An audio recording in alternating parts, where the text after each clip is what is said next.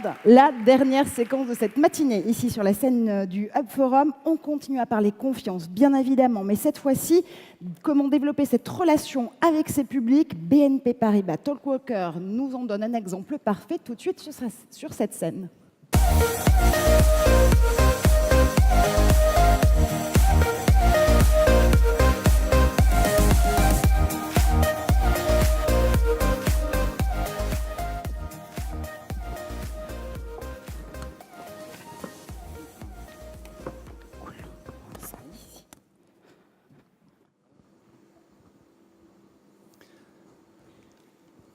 Hop là.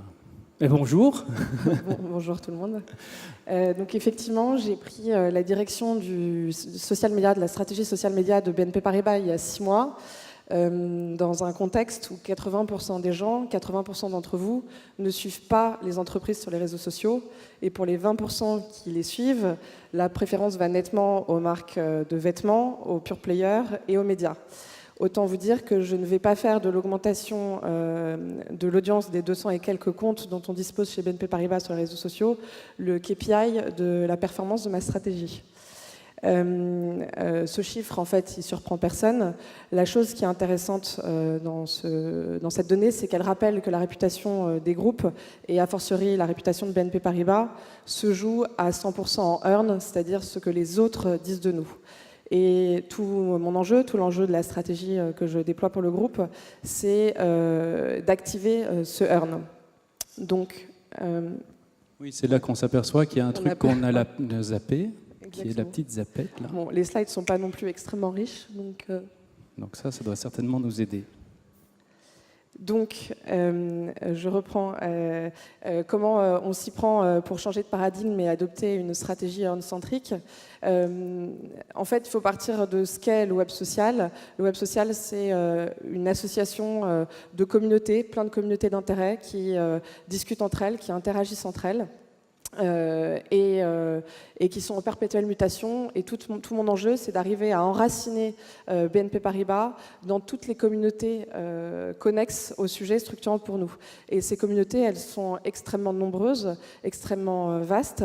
Ça va des gens qui discutent de l'intelligence artificielle, les gens qui discutent de la blockchain, mais aussi les gens qui discutent environnement ou RH. Et pour pénétrer toutes ces communautés, il est nécessaire que je m'appuie sur un réseau, un écosystème de personnes qui se feront les porte-voix de BNP Paribas dans ces communautés. Alors comment on y parvient? Finalement, c'est assez basique. C'est la rencontre de 4 ingrédients. D'abord, les fameux 200 comptes dont on dispose et dont je parlais tout à l'heure, qui rassemblent quand même plus d'1 million de followers. À ces comptes s'ajoutent aussi les comptes de nos porte-paroles. J'utilise le terme porte-parole, mais tout l'enjeu, c'est de faire basculer le COMEX d'une logique de porte-parole à une logique d'influence. Et à ce owned et semi-owned s'ajoute toute cette cartographie des influenceurs dont on dispose et qu'il faut impérativement activer. Alors ces influenceurs sont des influenceurs internes, mais par là, j'entends pas du tout, je parle pas d'employés advocacy, mais plutôt de ces gens au sein de BNP Paribas qui, en toute autonomie, se sont constitués une audience, une légitimité auprès de cette audience et qu'il est hyper intéressant pour nous d'utiliser. Et enfin, les influenceurs externes, et là c'est bien sûr les leaders d'opinion qu'on connaît tous, mais c'est aussi tous ces partenaires avec lesquels on travaille nous au quotidien, les startups, les associations, qui ont des audiences très pertinentes pour BNP Paribas et qui vont nous permettre d'accéder à ces audiences. Donc on voit que créer un écosystème autour de son entreprise, c'est quelque chose qui se construit petit à petit. Voilà, qui se construit petit à petit et qui a pour socle fondateur l'écoute. C'est à partir du moment où on écoute ces publics qu'on est capable d'agir et d'interagir avec eux de manière intelligente, de manière opportune, avec les bons messages. C'est grâce à une écoute qu'on est aussi capable finalement de cartographier l'ensemble de ces communautés, ces réseaux d'influence, de manière à transformer, fédérer ces individus, ces initiatives isolées dans un tout cohérent, capable de porter et d'amplifier les messages donc, de l'entreprise. Alors l'écoute, chez Talkwalker, ça fait un moment qu'on la pratique. Et je partage avec vous 3 fondamentaux que vous devez absolument avoir en tête pour un programme de social listening réussi. La première chose, c'est de vous doter d'une vision et des objectifs clairs quand il s'agit de déployer votre écoute. Il s'agit bien sûr de travailler sur la protection de votre marque. Protéger votre marque, c'est un élément fort. Et d'ailleurs, en ce sens, l'écosystème peut jouer le rôle de vigie, de pouvoir vous donner un retour sur comment les communautés perçoivent votre marque. Donc protéger, mesurer dans un esprit de pédagogie d'abord. Le social listening, c'est aussi la manière de valoriser la manière dont l'activité d'influence digitale se déroule. Et tout le monde n'est pas nécessairement convaincu de ces investissements-là, donc il faut encore prouver la valeur de ces conversations et de ces communautés. Mesurer, c'est aussi évidemment regarder ce qui marche, retenir ce qui fonctionne et éliminer ce qui fonctionne évidemment moins bien. Et optimiser enfin, optimiser à la fois la communication et la performance de l'entreprise en identifiant de nouveaux ambassadeurs, nouveaux influenceurs, en identifiant des tendances sur lesquelles on peut surfer sur, je dirais, une thématique proche de ses valeurs et de sa marque. Ça peut être aussi mieux connaître ses publics, mieux connaître ses communautés pour adapter ses produits, évidemment, ça va de soi. Donc, première démarche, cohérente et homogène comme un fondamental de votre démarche d'écoute. Un deuxième élément fort, qu'on a constaté au fur et à mesure d'ailleurs, c'est que, comme on vient de le voir, on a des écosystèmes qui peuvent être très étendus, même en interne. Vous avez donc des utilisateurs de différents niveaux. Vous avez des super experts. On parlait de 200 comptes qui sont animés par des social managers. Eux, ils auront besoin d'un outil performant, un outil qu'ils vont personnaliser pour faire des veilles pointues sur leur thématique. Mais on a aussi un ensemble d'autres utilisateurs dans l'entreprise, ils ne sont pas nécessairement experts. Ces experts de leur domaine ne sont pas des experts du social media ou de social listening. Donc il faut leur donner des outils qui leur permettent d'accéder rapidement à de l'information, découvrir leur sujet au travers du social listening, c'est un élément de plus dans leur prise de décision. Et pour ceux qui sont très loin de la social data, il faut rapprocher cette conversation, la faire venir à eux. Il faut partager donc des enseignements, la valeur que ces discussions peuvent leur apporter dans leur quotidien pour les convaincre de l'utiliser. Troisième élément, un peu plus récent, et d'ailleurs plus proche d'une problématique de déploiement au niveau d'un grand groupe comme BNP Paribas, c'est la question d'animer les usages autour de l'écoute. Le risque, c'est d'avoir implémenté un projet de social listening avec beaucoup d'efforts auprès d'un grand nombre d'utilisateurs et qu'assez rapidement, l'utilisation finalement s'étiole. Donc il faut animer la communauté interne, et là je dirais back to basic, il faut que les uns les autres se voient, se rencontrent, apprennent des uns des autres, de manière à développer la culture et la maturité digitale des utilisateurs, et pour qu'ils deviennent de plus en plus experts de cette écoute et qu'ils l'utilisent avec davantage de performance et de valeur. Alors, on a préparé un petit cas pour vous montrer, au-delà des grands mots et des éléments de stratégie, comment ça se concrétise avec un business case autour de Vivatech. Oui, donc on a choisi de parler de Vivatech pour 2 raisons. D'abord parce que je suppose que c'est un événement que vous connaissez tous, auquel vous participez probablement tous. Et la deuxième raison, c'est que lors de cette grand-messe de la technologie et du digital, où plein d'acteurs ultra pertinents participent, on a réussi à hisser BNP Paribas dans le top 3 des entreprises les plus influentes et les plus associées à Vivatech. Et ce résultat, c'est le fruit d'un travail collectif par cette identification, cette cartographie, ce maillage de l'ensemble des porte-paroles et de l'écosystème qu'on allait activer pendant Vivatech pour porter nos messages et ainsi pénétrer les communautés qui se structurent autour de Vivatech. On parlait tout à l'heure de l'importance d'animer ces communautés internes. Eh bien, typiquement, il faut les piquer au jeu. Ceux qui sont mobilisés sur un événement de la sorte, il faut leur donner, par exemple, les contenus qui vont leur permettre de s'intégrer dans leur communauté.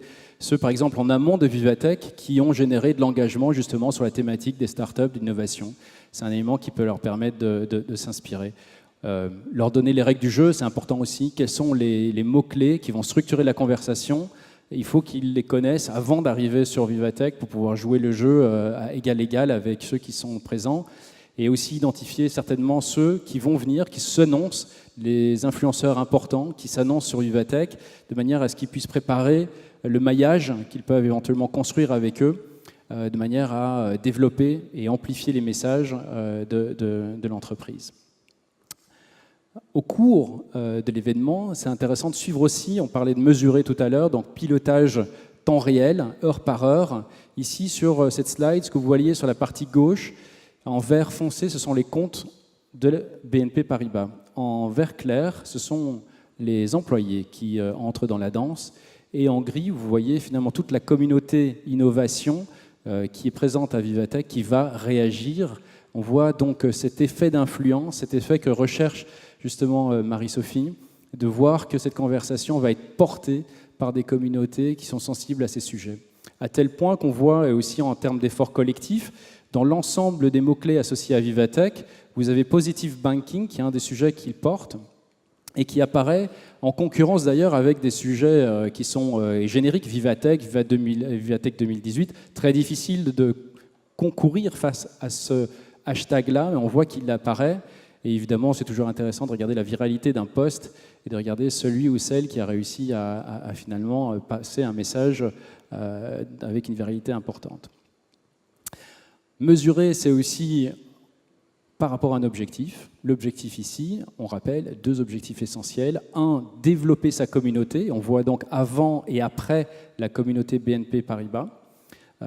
Donc, un objectif rempli. Un deuxième objectif, c'était de faire en sorte de passer d'une communication qui passe par les comptes de la BNP Paribas, par ensuite avoir des messages qui sont portés par la communauté, avec évidemment la plus-value de confiance et de crédibilité que ça apporte. Et on voit effectivement entre la partie gauche et la partie droite que vous avez les comptes BNP Paribas qui sont à l'œuvre initialement et qui sont remplacés par des comptes partenaires ou influenceurs par la suite, donc 2 objectifs atteints.